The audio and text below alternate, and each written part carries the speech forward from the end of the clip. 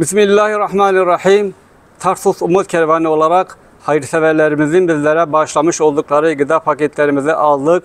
Şimdi mağdur ve ihtiyaç sahibi ailelere dağıtmak için yola çıkacağız. Rabbimiz hayırseverlerimizi dünyada ve ahirette aziz etsin. Mallarına bereket katsın, ömürlerine hayır nasip etsin. Onları dünyada ve ahirette bir araya getirsin. Böyle hayırseverlerin sayılarını çoğalsın. Umut Kervanı Tarsus.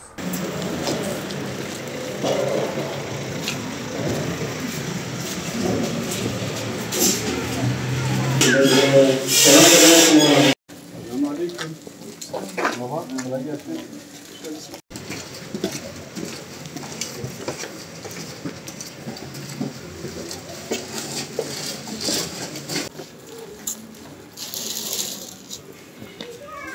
Baba.